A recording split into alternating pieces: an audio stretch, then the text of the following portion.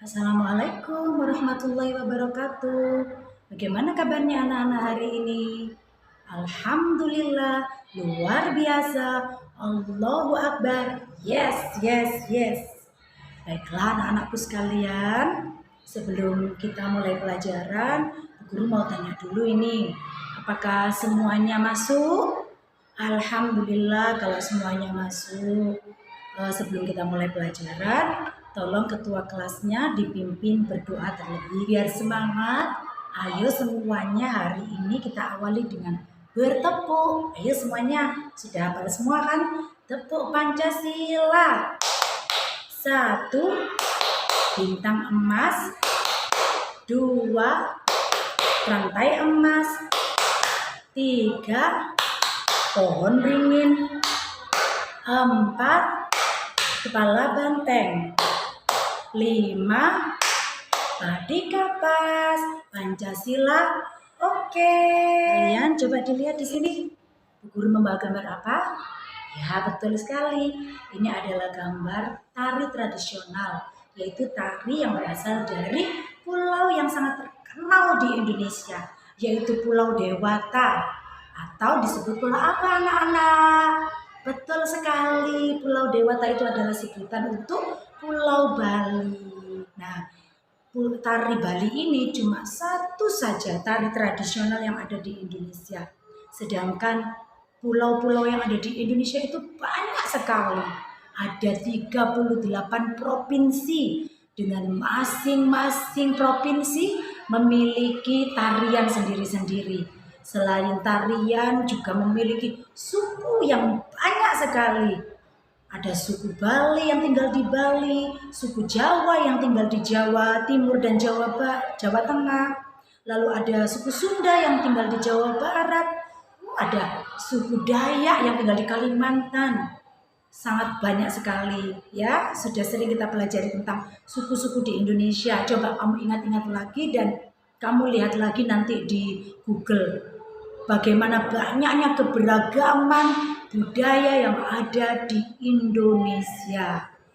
Walaupun banyak sekali budaya yang di Indonesia, kita tetap harus mencintai semuanya itu ya. Bukan hanya mencintai kebudayaan kita sendiri yaitu kebudayaan Jawa, tapi kita juga harus menghargai kebudayaan-kebudayaan dari daerah-daerah lain agar NKRI itu tetap bersatu ya. Negara Kesatuan Republik Indonesia itu artinya seluruh yang ada di negara Indonesia ini harus kita hormati.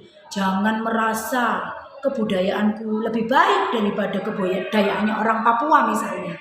Tidak boleh ada perasaan seperti itu.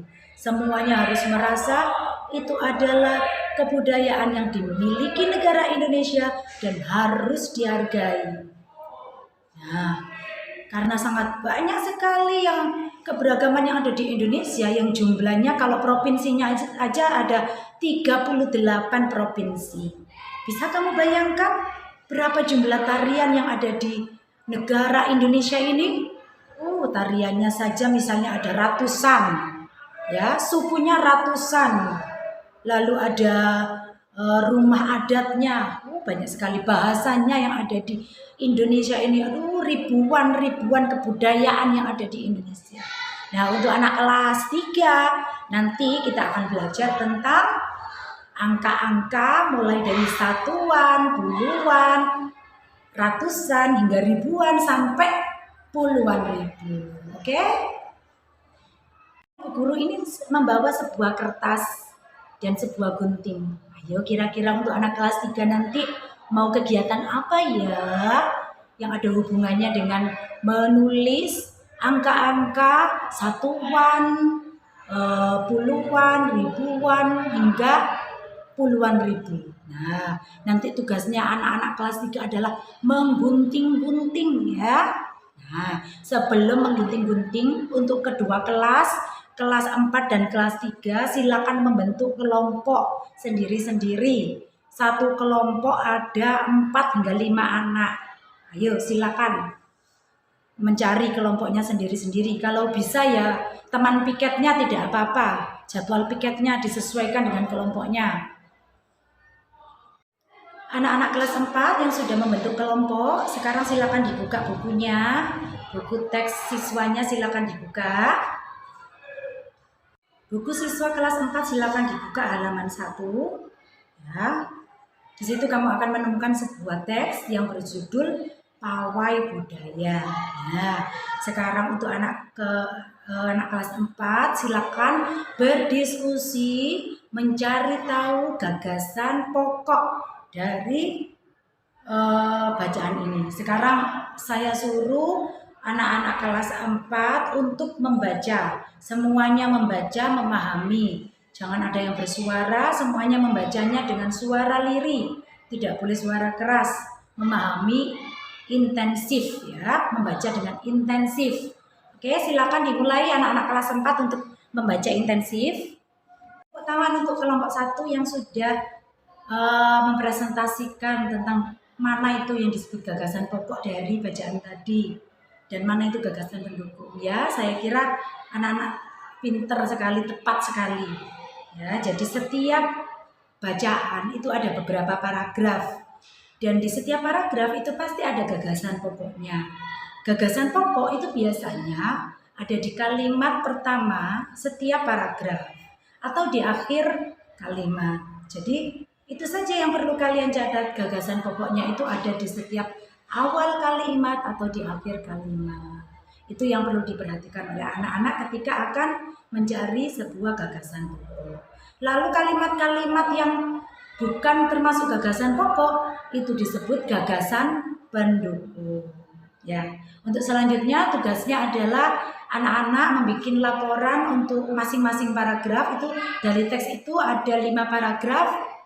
Paragraf 2 hingga paragraf 5 silakan dicari mana yang termasuk gagasan pokok dan mana yang termasuk gagasan pendukung.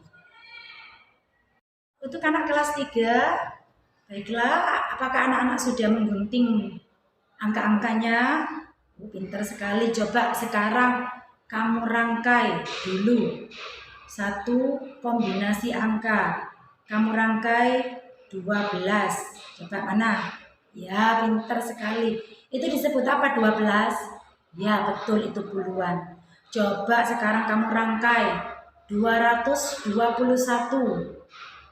Ya, betul sekali. 221 adalah termasuk ratusan. Pintar. Sekarang coba kamu rangkai 1050. Ayo coba bagaimana 1050? Nah, hati-hati, ada nolnya sesudah 1. Angka ribuan harus 4. Betul sekali. Tulisannya 1, 0, 5, 0. Itu 1050 ya. Lalu kamu coba tuliskan rangkaikan kombinasi puluhan ribu, 15.000. Ayo bagaimana? Pinternya betul sekali itu ya, 15.000.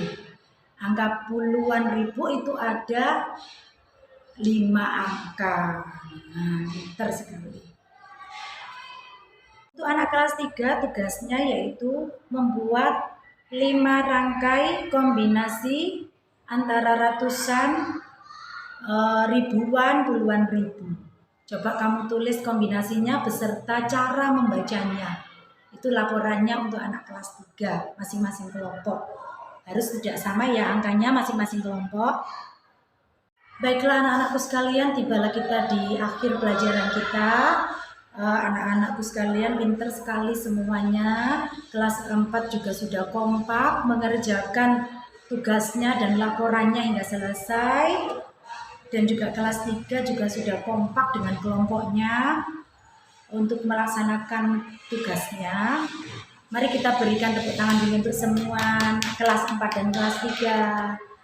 Nah, apa yang sudah kita pelajari tadi? Untuk kelas 4 tadi sudah belajar tentang gagasan pokok dan gagasan pendukung. Sudah tahu di mana itu letaknya gagasan pokok biasanya kalau di dalam paragraf? Betul sekali, di awal kalimat, di kalimat pertama ya atau kalimat terakhir. Dan kalau anak kelas 3 sudah bisa tahu ya ada berapa kombinasi angka ratusan? Ya betul, ada 3. Ada berapa kombinasi angka ribuan? Iya, betul sekali. Ada 4. Dan ada berapa kombinasi angka puluhan ribu? Ada 5. Coba Udin, bagaimana menuliskan 1530? Ya, pintar sekali Udin. Sudah bisa menulis 1530. Baiklah anak-anakku sekalian, kita akhiri pelajaran hari ini dan besok kita akan melanjutkan belajar tentang keberagaman budaya di kelas 4 dan untuk kelas 3 kita akan belajar tentang ciri-ciri makhluk hidup. Assalamualaikum warahmatullahi wabarakatuh.